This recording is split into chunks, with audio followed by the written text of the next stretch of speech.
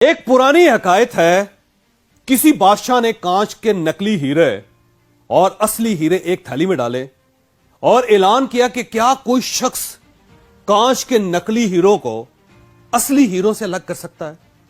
بادشاہ کی شرط تھی، جو شخص یہ کام کر لے گا اسے وہ دے دیا جائے گا جو وہ مانگے گا، لیکن تھیلی کو ہاتھ لگانے کے بعد ناکام رہنے والے شخص کا سر کاٹ دیا جائے گا۔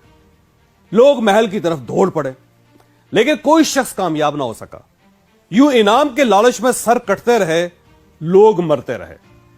کانچ کے نکلی ہیرے بنانے والے نے ان ہیروں کو اس مہارت سے تراشا تھا کہ ان کو دیکھ کر واقعی اصل کا گمان ہوتا تھا۔ یہ اعلان سن کر ایک اندھا فقیر بھی شاہی محل میں حاضر ہو گیا۔ بادشاہ کو سلام کیا اور عرض کیا، حضور میں اصل ہیروں کو کانچ کے ہیروں سے الگ کر سکتا ہوں۔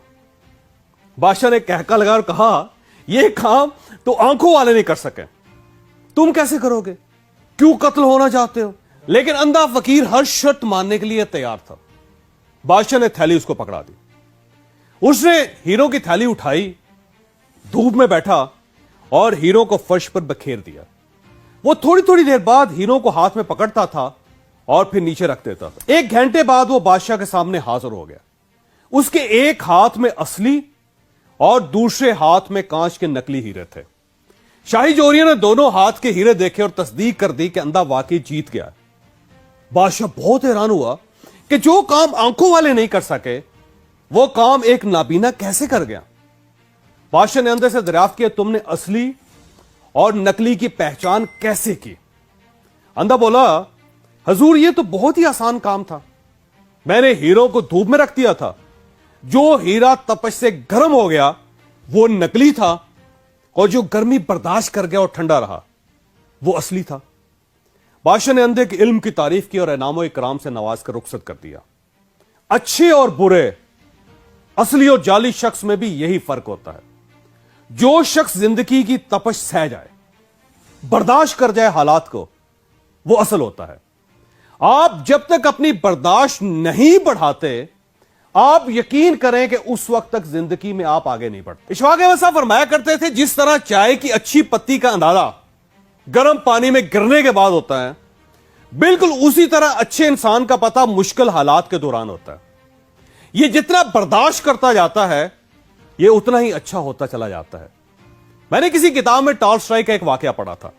وہ دنیا کا مشہور ترین رائٹر تھا، پورا رشیا اس کا فین تھا۔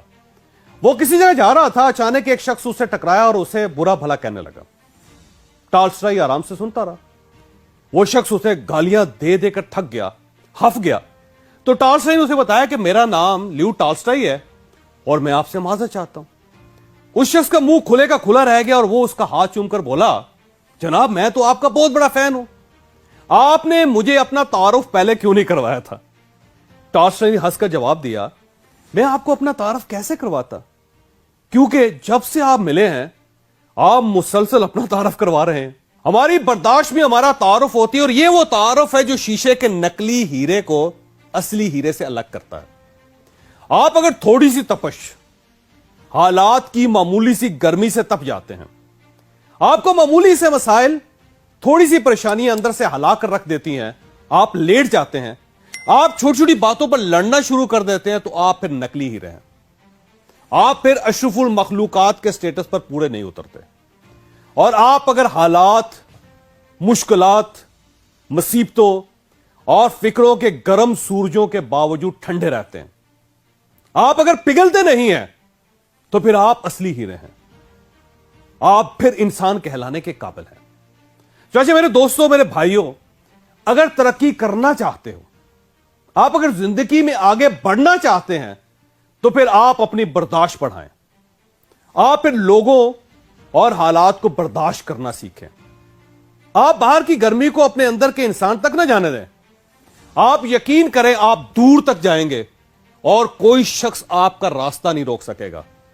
اور آپ یہ بھی یاد رکھیے، آپ میں اگر برداشت نہیں ہے تو آپ پھر ترقی نہیں کر سکتے، وہ آپ کچھ بھی کر لیں۔